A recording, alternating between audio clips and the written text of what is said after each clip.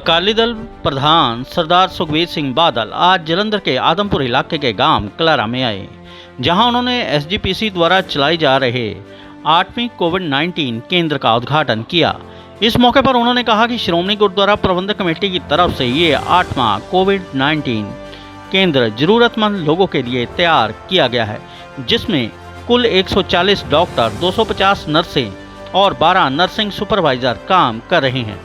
ये लोग दिन रात लोगों की सेवा में लगे हुए हैं। यही नहीं, उन्होंने कहा कि एसजीपीसी की तरफ से चलाई जा रही इनको व्हाट्सएप पर अब तक करीब 500 लोग ठीक होकर घर जा चुके हैं और आने वाले समय में ये कोविड-19 ज़रूरतमंद लोगों के लिए बेहद सहायक होने वाले हैं। पिंड कालड़ा विच ਅੱਜ ਪਿੰਡ ਕਾਲੜਾ ਵਿੱਚ ਹਲਕਾ ਆਦਮਪੁਰ ਸ਼੍ਰੋਮਣੀ ਗੁਰਦੁਆਰਾ ਪ੍ਰਬੰਧਕ ਕਮੇਟੀ ਦੇ ਸਹਿਯੋਗ ਨਾਲ ਤੇ ਡੇਰਾ ਜੱਬੜ ਦੇ ਸਹਿਯੋਗ ਨਾਲ 8ਵਾਂ ਕੋਵਿਡ ਸੈਂਟਰ ਦੀ ਸ਼ੁਰੂਆਤ ਅਸੀਂ ਕੀਤੀ ਹੈ, ਜਿੱਥੇ 25 ਬੈੱਡ ਦਾ ਕੋਵਿਡ ਸੈਂਟਰ ਬਣਾਇਆ ਗਿਆ। ਇੱਥੇ ਇੱਕ ਬਹੁਤ ਵਧੀਆ ਡਾਕਟਰਸ ਦੀ ਟੀਮ, ਲੋਕਲ ਡਾਕਟਰਸ ਦੀ ਟੀਮ ਜਿਹਨੇ ਜ਼ਿੰਮੇਵਾਰੀ ਸੰਭਾਲੀ ਹੈ, ਡਾਕਟਰ ਰੋਹਿਤ ਚਾਵਲਾ ਜੀ, ਡਾਕਟਰ ਗੁਰਵੇਸ਼ ਕੌਰ ਜੀ, ਡਾਕਟਰ ਸ਼ਰਮਾ ਤੇ ਡਾਕਟਰ ਗੁਰਪ੍ਰੀਤ ਜੀ ਤੇ ਟੀਨੂ ਜੀ ਨੇ ਬੜੀ ਮਿਹਨਤ ਕਰਕੇ ਆ ਸਾਰਾ ਕੰਮ ਸਿਸਟਮ ਅਸੀਂ ਸੈੱਟ ਕੀਤਾ। ਤੁਸੀਂ ਸਾਰੇ ਜਾਣਦੇ ਹੋ ਕਿ ਆ ਮਹਾਮਾਰੀ ਵਿੱਚ ਸਭ ਤੋਂ ਲੋੜ ਹੈ ਆਕਸੀਜਨ ਦੀ, ਸਭ ਤੋਂ ਲੋੜ ਹੈ ਜਦੋਂ ਬਿਮਾਰੀ ਹੋ ਜਾਏ ਇਮੀਡੀਏਟਲੀ ਹਸਪੀਟਲ ਜਾਣ ਦੀ। ਲੋਕਾਂ ਵਿੱਚ ਸਰਕਾਰੀ ਹਸਪਤਾਲਾਂ 'ਤੇ ਵਿਸ਼ਵਾਸ ਉੱਠ ਖੜਾ ਹੈ, ਕਿਉਂਕਿ ਜੋ ਇੰਤਜ਼ਾਮ ਹੋਣਾ ਚਾਹੀਦਾ ਹੈ ਉਸ ਲੈਵਲ ਦਾ ਇੰਤਜ਼ਾਮ ਨਹੀਂ ਹੈ। ਨਾ ਉਹ ਜੀ ਸੇਵਾ ਹੈ ਅਤੇ ਨਾ ਉਹ ਜਾ ਟ੍ਰੀਟਮੈਂਟ ਦਾ ਪ੍ਰਬੰਧ ਹੈ। ਅਤੇ ਬੜੀ ਖੁਸ਼ੀ ਹੈ ਅਤੇ ਮੈਂ ਵਧਾਈ ਦੇਣਾ ਚਾਹੁੰਦਾ ਸ਼੍ਰੋਮਣੀ ਗੁਰਦੁਆਰਾ ਪ੍ਰਬੰਧਕ ਕਮੇਟੀ ਨੂੰ। ਅੱਜ ਉਹਨਾਂ ਦੇ ਚੀਫ ਸੈਕਟਰੀ ਸਾਡੇ ਨਾਲ ਹੀ ਹੈ, ਬੀਬੀ ਜਗੀਰ ਕੌਰ ਜੀ ਅੱਜ ਨਹੀਂ ਆ ਸਕੇ, ਅੱਜ ਉਹਨਾਂ ਨੂੰ ਜ਼ਰੂਰੀ ਕੰਮ ਕਰਕੇ ਉਹਨਾਂ ਜਾਣਾ ਪਿਆ।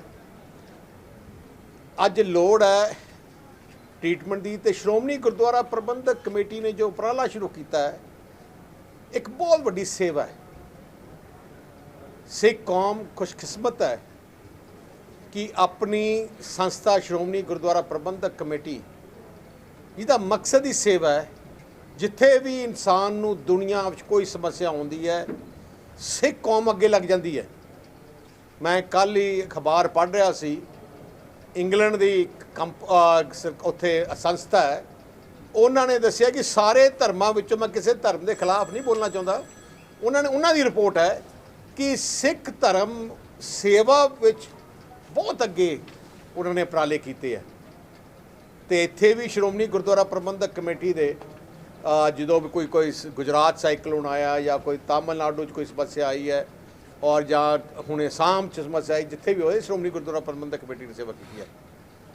ਸ਼੍ਰੋਮਣਾ ਜਿੰਨੇ ਵੀ ਅਸੀਂ ਕੋਵਿਡ ਸੈਂਟਰ ਖੋਲ੍ਹੇ, 8 ਕੋਵਿਡ ਸੈਂਟਰ ਹੈ, ਇਹਨਾਂ ਸ਼੍ਰੋਮਣੀ ਗੁਰਦੁਆਰਾ ਪ੍ਰਬੰਧਕ ਕਮੇਟੀ ਨੇ ਕੋਈ 140 ਡਾਕਟਰ ਉਹਨਾਂ 8 ਸੈਂਟਰਾਂ ਵਿੱਚ, ਇੱਕ ਸ਼੍ਰੋਮਣੀ ਗੁਰਦੁਆਰਾ ਪ੍ਰਬੰਧਕ ਕਮੇਟੀ ਨੇ 140 ਡਾਕਟਰ ਉੱਥੇ ਲਾਏ ਹੈ, ਤਕਰੀਬਨ 250 ਨਰਸਾਂ ਲਾਈਆਂ ਅਤੇ 12 ਹੋਰ nursing supervisor. So doctor nurses ਦਾ ਤਕਰੀਬਨ 400 ਦਾ ਸਟਾਫ 8 ਕੋਵਿਡ ਸੈਂਟਰਾਂ ਨੂੰ ਦੇਖ ਰਿਹਾ। ਤਕਰੀਬਨ 15 ਦਿਨਾਂ ਦੇ ਅੰਦਰ, ਹੁਣ 12-13 ਦਿਨ ਹੋ ਗਏ, 12-13 ਦਿਨਾਂ ਦੇ ਅੰਦਰ ਆ ਸਾਰੇ ਕੋਵਿਡ ਸੈਂਟਰ ਤਿਆਰ ਹੋਏ ਹੈ ਅਤੇ ਤਕਰੀਬਨ 500 ਮਰੀਜ਼ ਠੀਕ ਹੋ ਕੇ ਚਲੇ ਗਏ ਹੈ। ਪਰਮਾਤਮਾ ਦੀ ਬੜੀ ਮਿਹਰ ਰਹੀ, ਸਾਰੇ ਬੜੇ ਵਧੀਆ ਤਰੀਕੇ ਨਾਲ ਉਹਨਾਂ ਦੀਆਂ ਮੁਸ਼ਕਲਾਂ ਹੱਲ ਹੋ ਗਈਆਂ, ਤਾਰੀਫ ਹੋ ਕੇ ਚਲੇ ਗਏ ਹੈ। ਅਤੇ ਮੈਂ ਬੇਨਤੀ ਕਰਦਾ, ਅਸੀਂ ਐਸਜੀਪੀਸੀ ਨੂੰ ਬੇਨਤੀ ਕਰਦਾ ਕਿ ਅਖਬਾਰ ਜਾਂ ਟੀਵੀ 'ਚ ਆਪਾਂ ਸੈਂਟਰਾਂ ਦੇ ਨਾਂ ਅਤੇ ਟੈਲੀਫੋਨ ਨੰਬਰ ਬਾਰ-ਬਾਰ ਆਪਾਂ ਦੱਸੀਏ, ਕਿਉਂਕਿ ਉੱਥੇ ਕਈ ਗਰੀਬ ਪਰਿਵਾਰ ਹੈ ਜਿਹੜੇ ਸਰਕਾਰੀ ਹਸਪਤਾਲਾਂ ਜਾਣ ਤੋਂ ਵੀ ਡਰਦੇ ਹੈ ਅਤੇ ਪ੍ਰਾਈਵੇਟ ਤੋਂ ਤਾਂ ਜਾ ਹੀ ਨਹੀਂ ਸਕਦੇ, ਵਿਚਾਰੇ ਬਹੁਤ ਮਹਿੰਗਾ ਹੈ। ਇੱਥੇ ਪ੍ਰਬੰਧ ਸਾਰਾ ਹੀ ਫ੍ਰੀ ਹੈ। ਸੋ ਜਿਹੜਾ ਸ਼੍ਰੋਮਣੀ ਗੁਰਦੁਆਰਾ ਪ੍ਰਬੰਧਕ ਕਮੇਟੀ ਨੇ ਸਟਾਫ ਲਾਇਆ, ਮੈਂ ਉਹਨਾਂ ਸਟਾਫ ਦਾ ਧੰਨਵਾਦ ਕਰਨਾ ਚਾਹੁੰਦਾ। ਜਿਹੜੇ 150 140 ਡਾਕਟਰ ਹੈ ਤੇ 250 ਨਰਸਿਸ ਹੈ, ਮੈਂ ਉਹਨਾਂ ਦਾ ਧੰਨਵਾਦ ਕਰਨਾ ਚਾਹੁੰਦਾ। ਇਸ ਔਖੀ ਸਮੇਂ 'ਚ ਉਹ ਅੱਗੇ ਆ ਕੇ ਉਹਨਾਂ ਨੇ ਸੇਵਾ ਸੰਭਾਲੀ ਹੈ। ਤੇ ਮੈਂ ਕੱਲ੍ਹ ਦੇਖੀ ਹੈ, ਮੈਂ ਸੈਂਟਰਾਂ 'ਚ ਮੈਂ ਰਿਪੋਰਟ ਲੈਂਦਾ ਰਹਿਣਾ ਕਿ ਸੇਵਾ ਜੋ ਵੀ ਸੰਗਤ ਉੱਥੇ ਗਈ ਹੈ ਹਸਪਤਾਲ 'ਚ, ਜੋ ਬਿਮਾਰ ਜੋ ਬਾਹਰ ਆਈ ਹੈ, ਤੇ ਉਹਨਾਂ ਨੇ ਬੜੇ ਖੁਸ਼ੀ ਨਾਲ ਕਿਹਾ ਕਿ ਸਾਡੀ ਬੜੀ ਸੇਵਾ ਕੀਤੀ। ਮੈਂ ਦੇਖਿਆ ਕਿ ਸ਼੍ਰੋਮਣੀ ਗੁਰਦੁਆਰਾ ਪ੍ਰਬੰਧਕ ਕਮੇਟੀ ਦੇ ਸੈਂਟਰਾਂ ਵਿੱਚ ਲੋਕੀ ਜਿਹੜੇ ਸਟਾਫ ਹੈ ਉਹ ਸੇਵਾ ਭਾਵਨਾ ਨੂੰ ਲੈ ਕੇ ਉੱਥੇ ਸੇਵਾ ਕਰ ਰਿਹਾ। ਕੋਈ ਕਮਰਸ਼ੀਅਲ ਨਹੀਂ ਹੈ ਕਿ ਪੈਸੇ ਕਮਾਉਣੇ, ਕਿਉਂਕਿ ਪੈਸੇ ਤਾਂ ਹੈ ਹੀ ਨਹੀਂ, ਸਾਰਾ ਕੁਝ ਮੁਫਤ ਹੈ। ਸੋ ਮੈਂ ਉਹਦਾ ਧੰਨਵਾਦ ਕਰਦਾ। ਹੋਰ ਵੀ ਖੁਸ਼ੀ ਦੀ ਗੱਲ ਹੈ ਕਿ ਜਿਹੜੀ ਵੈਕਸੀਨੇਸ਼ਨ ਦੀ ਪੰਜਾਬ 'ਚ ਲੋੜ ਸੀ, ਉਹ ਵੀ ਉਪਰਾਲਾ ਸ਼੍ਰੋਮਣੀ ਗੁਰਦੁਆਰਾ ਪ੍ਰਬੰਧਕ ਕਮੇਟੀ ਨੇ ਕਰ ਲਿਆ। ਅਸੀਂ ਜਿਹੜੀ ਪੰਜਾਬ ਸਰਕਾਰ, ਮੈਂ ਹੈਰਾਨ ਹੈ, ਰੋਜ਼ ਅਖਬਾਰਾਂ 'ਚ ਦਿੰਦੀ ਹੈ ਬਿਆਨ ਕਿ ਸਾਡੇ ਕੋਲ ਵੈਕਸੀਨ ਹੈ ਨਹੀਂ, ਸਾਡੇ ਕੋਲ ਵੈਕਸੀਨ ਹੈ ਨਹੀਂ। ਹਫ਼ਤਾ ਪਹਿਲੇ ਮੈਂ ਤੇ ਸ਼੍ਰੋਮਣੀ ਗੁਰਦੁਆਰਾ ਪ੍ਰਬੰਧਕ ਕਮੇਟੀ ਦੇ ਪ੍ਰਧਾਨ ਨਾਲ ਗੱਲ ਕੀਤੀ, ਤੇ ਫਿਰ ਮੈਂ ਉਹ ਕੰਪਨੀਆਂ ਨਾਲ ਗੱਲ ਕੀਤੀ, ਤੇ ਬੜੀ ਖੁਸ਼ੀ ਹੈ ਕਿ ਹਫ਼ਤੇ ਦੇ ਅੰਦਰ ਅਸੀਂ ਵੈਕਸੀਨ ਜਿਹੜੇ ਲੱਗਦੇ ਆ ਜਿਹਨੂੰ ਕੋਵਿਡ ਤੋਂ ਬਚਾਅ ਕਰਦੇ ਆ, ਉਹ ਵੀ ਅਸੀਂ ਪ੍ਰਾਪਤ ਕਰ ਲਏ। ਸਾਡੇ ਗੁਰੂ ਰਾਮਦਾਸ ਯੂਨੀਵਰਸਿਟੀ ਜਿਹੜੀ ਹੈਗੀ ਅੰਮ੍ਰਿਤਸਰ ਸਾਹਿਬ, ਸਾਡੇ ਹਸਪਤਾਲ 'ਚ ਕੰਪਨੀ ਨੇ ਵੈਕਸੀਨ ਭੇਜ ਦਿੱਤੇ ਹੈ, ਤੇ ਜਲਦੀ ਹੀ ਵੈਕਸੀਨੇਸ਼ਨ ਵੀ ਸ਼੍ਰੋਮਣੀ ਗੁਰਦੁਆਰਾ ਪ੍ਰਬੰਧਕ ਕਮੇਟੀ ਨੂੰ ਸ਼ੁਰੂ ਕਰ ਦੂਗੀ। ਤਾਂ ਮੈਂ ਇੱਕੋ ਹੀ ਗੱਲ ਫਿਰ ਤੋਂ ਬਾਰ-ਬਾਰ ਕਹਿਣਾ, ਮੁੱਖ ਮੰਤਰੀ ਕੈਪਟਨ ਅਮਰਿੰਦਰ ਸਿੰਘ ਨੂੰ ਆਪਣੇ ਘਰੋਂ ਨਿਕਲਣਾ ਪੈਣਾ ਜੇ ਪੰਜਾਬ ਨੂੰ ਜਾਣਾ ਹੈ। ਉਹਨਾਂ ਦੇ ਮੰਤਰੀਆਂ ਨੂੰ ਨਿਕਲਣਾ ਪੈਣਾ ਹੈ। ਨਾ ਕੋਈ ਮੰਤਰੀ ਨਿਕਲ ਰਿਹਾ, ਨਾ ਉਹਨਾਂ ਦਾ ਕੋਈ ਅਫਸਰ ਨਿਕਲ ਰਿਹਾ, ਨਾ ਉਹਨਾਂ ਦਾ ਮੁੱਖ ਮੰਤਰੀ ਤਾਂ ਨਿਕਲ ਹੀ ਰਿਹਾ। 1.5 ਸਾਲ ਹੋ ਗਿਆ ਆਪਣੇ ਘਰੇ ਬੈਠਾ। ਅੱਜ ਪੰਜਾਬ ਨੂੰ, ਸੂਬੇ ਨੂੰ ਅਗਵਾਈ ਦੀ ਲੋੜ ਹੈ, ਕਿਉਂਕਿ ਅਗਵਾਈ ਨਾਲ ਹੀ ਆ ਜੰਗ ਜਿੱਤੀ ਜਾਂਦੀ ਹੈ। ਜੇ ਕੋਈ ਜੰਗ 'ਚ ਫੌਜ ਦਾ ਜਰਨੈਲ ਹੀ ਨਾ ਕੋਈ ਹੋਏ, ਉਤਲੀ ਟੀਮ ਹੀ ਨਾ ਹੋਏ, ਤੇ ਜੰਗ ਕਿਵੇਂ ਜਿੱਤੀ ਜਾਊਗੀ? ਆਹ ਹਾਲਾਤ ਪੰਜਾਬ 'ਚ ਹੈ। ਨਾ ਕੋਈ ਆਪਣਾ ਜਰਨੈਲ ਹੈ, ਉਹ ਵੀ ਮੰਜੇ ਥੱਲੇ ਵੜ ਗਿਆ, ਮੰਤਰੀ ਵੀ ਮੰਜੇ ਥੱਲੇ ਵੜ ਗਏ, ਤੇ ਫਿਰ ਆਪਾਂ ਜੰਗ ਕਿਵੇਂ ਜਿੱਤਾਂਗੇ? ਆਹ ਜੰਗ ਤਾਂ ਆਪਾਂ ਪੰਜਾਬੀਆਂ ਨੂੰ ਬਚਾਉਣ ਦੀ ਲੋੜ ਹੈ। ਸਾਰੇ ਕੰਮ ਬਾਅਦ 'ਚ ਹੋ ਸਕਦੇ ਆ। ਮੈਂ ਪੁੱਛਿਆ ਇੱਕ ਸੈਕਟਰੀ ਨੂੰ, ਮੈਂ ਕਿਹਾ ਤੁਸੀਂ ਵੈਕਸੀਨੇਸ਼ਨ ਕਿਉਂ ਨਹੀਂ ਲਿਆ ਰਹੇ? ਉਹ ਕਹਿੰਦੇ ਹਲੇ ਤੱਕ ਸਾਨੂੰ ਫਾਈਨੈਂਸ਼ੀਅਲ ਮਨਜ਼ੂਰੀ ਨਹੀਂ ਮਿਲੀ। ਮੈਂ ਕਿਹਾ ਫਾਈਨੈਂਸ਼ੀਅਲ ਮਨਜ਼ੂਰੀ ਉਦੋਂ ਦੋਗੇ ਜਦੋਂ ਹਜ਼ਾਰਾਂ ਲੋਕ ਮਰ ਗਏ? 1 ਮਿੰਟ ਦਾ ਕੰਮ ਹੈ। ਤੁਸੀਂ, ਮੈਂ ਅਖਬਾਰ 'ਚ ਪੜ੍ਹ ਰਿਹਾ ਸੀ, ਉਹਨਾਂ ਨੇ ਕੋਈ 90 ਕਰੋੜ ਰੁਪਇਆ ਬੱਚਿਆਂ ਦੀ ਕੱਪੜਿਆਂ ਵਾਸਤੇ ਮਨਜ਼ੂਰ ਕਰ ਦਿੱਤਾ। ਜਿਹੜੇ ਸਕੂਲ ਤਾਂ ਹਲੇ ਇੱਕ ਬੰਦ ਹੈ ਵਰਦੀਆਂ ਵਾਸਤੇ, ਬੱਚਿਆਂ ਨੇ 1 ਸਾਲ ਜਾਣਾ ਹੀ ਨਹੀਂ। ਮੈਂ ਕਿਹਾ ਸੜਕਾਂ ਰੁਕ ਸਕਦੀਆਂ, ਹੋਰ ਕੰਮ ਰੁਕ ਸਕਦੇ ਹੈ, ਪਰ ਜਾਨਾਂ ਬਚਾਉਣੀਆਂ ਜ਼ਰੂਰੀ ਹੈ। ਘੱਟ ਤੋਂ ਘੱਟ 200-400 ਕਰੋੜ, ਮੈਂ ਖਜ਼ਾਨਾ ਮੰਤਰੀ ਨੂੰ ਬੇਨਤੀ ਕਰਦਾ, ਮੰਤਰੀ ਨੂੰ ਘੱਟ ਤੋਂ ਘੱਟ ਇਮੀਡੀਏਟਲੀ 200 ਕਰੋੜ 250 ਕਰੋੜ ਕੱਢ ਕੇ ਉਹ ਕੰਪਨੀਆਂ ਨੂੰ ਦੇਣ। ਤੇ ਆਪਣੇ ਜਦੋਂ ਕੰਪਨੀਆਂ ਕੋਲ ਜਾਊਗਾ ਤੇ ਨਾਲ ਦੇ ਨਾਲ ਵੈਕਸੀਨੇਸ਼ਨ ਆਣਗੇ। ਅਸੀਂ 5 ਦਿਨਾਂ ਤੋਂ ਪਹਿਲੇ ਫੈਸਲਾ ਕੀਤਾ ਸੀ, ਉਹਨਾਂ ਨੂੰ ਪੈਸੇ ਭੇਜੇ, ਤੇ ਨਾਲ ਦੇ ਨਾਲ ਸਾਨੂੰ ਹਵਾਈ ਜਹਾਜ਼ ਰਾਹੀਂ ਉਹਨਾਂ ਨੇ ਵੈਕਸੀਨੇਸ਼ਨ ਭੇਜਦੇ, ਜਿਹੜੇ ਅਸੀਂ ਸ਼ੁਰੂ ਕਰਨ ਲੱਗੇ ਹਾਂ। ਤੋ ਇਸ ਕਰਕੇ ਆਹ ਘੜੀ ਜਿਹੜੀ ਹੈ, ਮੈਂ ਪ੍ਰਮਾਤਮਾ ਦੇ ਚਰਨਾਂ 'ਚ ਹੀ ਅਰਦਾਸ ਬੇਨਤੀ ਕਰਨਾ ਚਾਹੁੰਦਾ ਕਿ ਪ੍ਰਮਾਤਮਾ ਆਪਾਂ ਨੂੰ ਬਲ ਬਖਸ਼ਣ, ਕਮੇਟੀ ਨੂੰ ਬਲ ਬਖਸ਼ਣ, ਤੇ ਆਪਣੀ ਪੰਜਾਬੀਆਂ ਨੂੰ ਤਾਕਤ ਦੇਣ ਕਿ ਇਹ ਲੜਾਈ ਨਾਲ ਲੜ ਸਕੀਏ।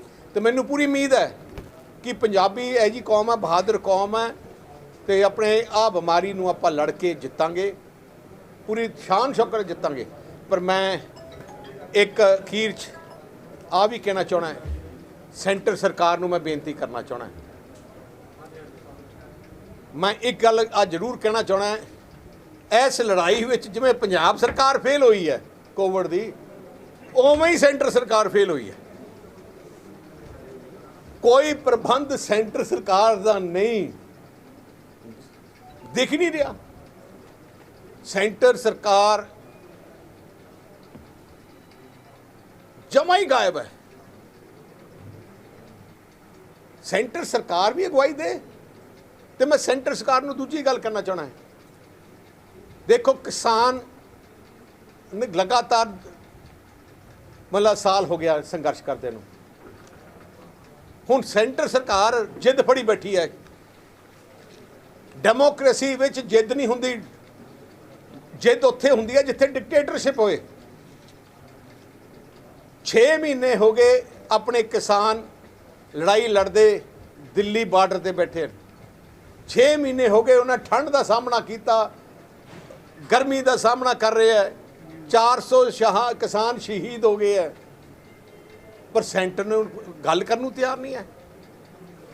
ਆ ਸਰਕਾਰ ਦੀਆਂ ਸੋਚਾਂ ਨਹੀਂ ਹੋਣੀ ਚਾਹੀਦੀਆਂ ਕਿ ਅਸੀਂ ਆਪਣੀ ਜਿੱਦ ਹੈ ਤੇ ਇਸ ਕਰਕੇ ਮੈਂ ਸੈਂਟਰ ਨੂੰ ਕਹਿਣਾ ਚਾਹਣਾ, ਮੋਦੀ ਸਾਹਿਬ ਨੂੰ ਕਹਿਣਾ ਚਾਹਣਾ, ਦੇਸ਼ ਦੇ ਪ੍ਰਧਾਨ ਮੰਤਰੀ ਨੂੰ ਮੈਂ ਕਹਿਣਾ ਚਾਹਣਾ ਕਿ ਕਿਸਾਨਾਂ ਦੀ ਗੱਲ ਸੁਣੋ। ਆਈ ਕਿਸਾਨ ਹੈ ਜਿਨ੍ਹਾਂ ਨੇ ਦੇਸ਼ ਨੂੰ ਅੱਜ ਜੋ ਦੇਸ਼ ਹੈ, ਅੱਜ ਜੋ ਦੇਸ਼ ਤਰੱਕੀ ਕੀਤੀ ਹੈ ਦੇਸ਼ ਨੇ, ਉਹ ਕਿਸਾਨਾਂ ਕਰਕੇ, ਕਿਸਾਨਾਂ ਦੀ ਮਿਹਨਤ ਕਰਕੇ। ਜਦੋਂ ਅੰਨ ਦੀ ਲੋੜ ਸੀ, ਜਦੋਂ ਆਪਾਂ ਅਮਰੀਕਾ ਤੇ ਕੈਨੇਡਾ ਦੇ ਮਗਰ ਫਿਰਦੇ ਸੀ, ਉੱਥੋਂ ਕਣਕ ਦੀ ਮੰਗਦੇ ਸੀ, ਆਪਾਂ ਹੱਥ ਫਲਾਈ ਬੈਠੇ ਸੀ, ਉਦੋਂ ਆ ਕਿਸਾਨਾਂ ਨੇ ਆਪਾਂ ਨੂੰ ਬਾਹਰਲੀ ਕਣਕ ਤੋਂ ਆਜ਼ਾਦ ਕਰਾਇਆ। ਅੱਜ ਆਪਾਂ ਦੁਨੀਆ 'ਚ ਆਪਾਂ ਅੰਨ ਭੇਜ ਰਹੇ ਹਾਂ। ਤੋ ਮੈਂ ਕਰਨਾ ਚਾਹੁੰਦਾ, ਮੈਂ ਸ਼੍ਰੋਮਣੀ ਅਕਾਲੀ ਦਲ ਦੇ ਵਰਕਰਾਂ ਨੂੰ ਕਹਿਣਾ ਚਾਹੁੰਦਾ 26 ਤਰੀਕ ਨੂੰ ਜੋ ਕਿਸਾਨਾਂ ਦੀ ਜਿਹੜੀ ਕਿਸਾਨਾਂ ਦੀ ਸਾਥ ਦਿਓ ਤੇ ਆਪਣੇ ਸਾਡੇ ਵਰਕਰ ਨੂੰ ਬੇਨਤੀ ਕਰਦਾ ਕਿ 26 ਤਰੀਕ ਨੂੰ ਆਪਣੇ ਘਰ ਜਿਵੇਂ ਫੈਸਲਾ ਕੀਤਾ ਕਿ ਕਾਲੇ ਝੰਡੇ ਲਾਉਣੇ ਆ, ਆਪਾਂ ਨੂੰ ਉਹਨਾਂ ਦਾ ਸਾਥ ਦੇਣਾ ਚਾਹੀਦਾ ਸ਼੍ਰੋਮਣੀ ਅਕਾਲੀ ਦਲ ਦੇ, ਕਿਉਂਕਿ ਸ਼੍ਰੋਮਣੀ ਅਕਾਲੀ ਦਲ ਗਰੀਬ ਕਿਸਾਨ ਮਜ਼ਦੂਰ ਦੀ ਜਥੇਬੰਦੀ, ਸਭ ਤੋਂ ਵੱਡੀ ਜਥੇਬੰਦੀ। ਮੈਂ ਕਹਿ ਸਕਦਾ ਜੇ ਪੂਰੇ ਦੇਸ਼ 'ਚ ਪੁੱਛਿਆ ਜਾਏ ਕਿ ਕਿਸਾਨਾਂ ਦੀ, ਗਰੀਬਾਂ ਦੀ, ਵਪਾਰੀਆਂ ਦੀ ਕਿਹੜੀ ਜਥੇਬੰਦੀ ਹੈ ਜਿਹਨੂੰ ਆਮ ਗੱਲ ਕਰਦੇ ਆ, ਸ਼੍ਰੋਮਣੀ ਅਕਾਲੀ ਦਲ ਦਾ ਨਾਂ ਆਊਗਾ। ਸ਼੍ਰੋਮਣੀ, ਜੇ ਕਿਸਾਨਾਂ ਦਾ, ਗਰੀਬਾਂ ਦਾ ਜੇ ਪੁੱਛਿਆ ਜਾਏ ਕਿ ਹਿੰਦੁਸਤਾਨ 'ਚ ਆਜ਼ਾਦੀ ਤੋਂ ਬਾਅਦ ਕਿਹੜੇ ਲੀਡਰ ਹੈ, 3 ਲੀਡਰਾਂ ਦਾ ਨਾਂ ਆਉਂਦਾ ਹੈ, ਚੌਧਰੀ ਚਰਨ ਸਿੰਘ, ਚੌਧਰੀ ਦੇਵੀ ਲਾਲ ਤੇ ਸਰਦਾਰ ਪ੍ਰਕਾਸ਼ ਸਿੰਘ ਬਾਦਲ। ਤੋ ਇਸ ਕਰਕੇ ਆਪਾਂ ਨੂੰ 26 ਤਰੀਕ ਨੂੰ, ਕਿਉਂਕਿ 6 ਮਹੀਨੇ ਹੋ ਜਾਣਗੇ ਆਪਣੇ ਸਾਥੀ ਉੱਥੇ ਬੈਠੇ ਸੰਘਰਸ਼ ਕਰ ਰਹੇ ਹੈ, ਤੇ ਉਹਨਾਂ ਦੀ ਸਪੋਰਟ ਵਿੱਚ, ਕਿਸਾਨੀ ਦੀ ਹੱਕ ਵਿੱਚ ਆਪਾਂ ਨੂੰ ਉਸ ਦਿਨ ਵੀ ਆਪਾਂ ਨੂੰ ਕਾਲਾ ਝੰਡਾ ਆਪਣੇ ਅੰਡਰ ਪ੍ਰੋਟੈਸਟ ਆਪਣੇ ਘਰਾਂ ਜ਼ਰੂਰ ਲਾਉਣਾ ਚਾਹੀਦਾ ਹੈ। ਇੰਨਾ ਹੀ ਕਹਿ ਕੇ ਮੈਂ ਹੋਰ ਕੁਝ ਇਸ ਇਲਾਕੇ 'ਚ ਨਾ ਅਸੀਂ ਆਕਸੀਜਨ ਬੈਂਕ ਵੀ ਸ਼ੁਰੂ ਕਰ ਰਹੇ। ਬੜੀ ਖੁਸ਼ੀ ਹੈ, ਮੈਂ ਟੀਨੂ ਜੀ ਨੇ ਗੱਲ ਕੀਤੀ, ਇੱਥੇ ਜਲਦੀ ਹੀ ਆਕਸੀਜਨ ਬੈਂਕ ਵੀ ਸ਼ੁਰੂ ਕਰਦੇ ਆ। ਤੇ ਮੈਂ ਤਕਰੀਬਨ, ਮੈਂ ਕੱਲ ਵੀ ਦੱਸਿਆ ਸੀ, ਅਸੀਂ ਤਕਰੀਬਨ 300 ਆਕਸੀਜਨ ਬਣਾਉਣ ਵਾਲੀਆਂ ਮਸ਼ੀਨਾਂ ਲਿਆਂਦੀਆਂ। 300 ਅਸੀਂ ਹੁਣ ਜਲਦੀ ਹੀ ਕਈ ਹਲਕਿਆਂ 'ਚ ਤਾਂ ਅਸੀਂ ਘਰ ਘਰ ਮਸ਼ੀਨਾਂ ਪਹੁੰਚਾ ਕੇ ਆਕਸੀਜਨ ਦੀ ਸਰਵਿਸ ਸ਼ੁਰੂ ਕਰ ਦਿੱਤੀ ਹੈ। ਜਿਵੇਂ ਸਾਡੀਆਂ ਮਸ਼ੀਨਾਂ ਵੱਧ ਜਾਣਗੀਆਂ ਉਵੇਂ ਉਵੇਂ ਹਲਕੇ ਸਾਡੇ ਵੱਧ ਜਾਣਗੇ। ਸਾਡੇ ਤਕਰੀਬਨ 20 ਹਲਕਿਆਂ ਵਿੱਚ ਅਸੀਂ ਘਰਾਂ 'ਚ ਹੀ ਆਕਸੀਜਨ ਭੇਜਣ ਦੀ ਸੇਵਾ ਸ਼ੁਰੂ ਕਰਤੀ ਹੈ। ਤਕਰੀਬਨ 65 ਹਲਕਿਆਂ ਵਿੱਚ ਸਾਡੇ ਲੰਗਰ ਸੇਵਾ ਵੀ ਚੱਲ ਰਹੀ ਹੈ, ਜਿੱਥੇ ਗਰੀਬ ਵਿਚਾਰੇ ਉਹ ਆਪਣਾ ਲੰਗਰ ਨਹੀਂ ਪਕਾ ਸਕਦੇ ਕੋਵਿਡ ਕਰਕੇ। ਕੋਈ ਸਵਾਲ? ਸਰ ਪਾਲਰੇ ਪਿੰਡ ਨੇ ਵੀ ਸਾਨੂੰ ਮਸ਼ੀਨਾਂ ਦਿੱਤੀਆਂ ਲੈ ਕੇ, ਇਸ ਪਿੰਡ ਬੜੀ ਖੁਸ਼ੀ ਹੈ। ਤੇ ਆ ਜਿਹੜੀ ਕਾਲਰਾ ਪਿੰਡ ਹੈ ਜਿੱਥੇ ਆਪਾਂ ਬੈਠੇ ਹਾਂ ਦੁਆਬੇ 'ਚ, ਇਹ ਸਰਪੰਚ ਸਾਹਿਬ ਨਾਲ ਖੜੇ ਹੈ, ਇਸ ਪਿੰਡ ਨੇ ਵੀ 3 ਮਸ਼ੀਨਾਂ ਕੰਟਰੀਬਿਊਟ ਕੀਤੀਆਂ। ਮੈਂ ਅੱਜ ਕੋਵਿਡ ਦੀ ਗੱਲ ਕਰਨਾ ਚਾਹੁੰਦਾ।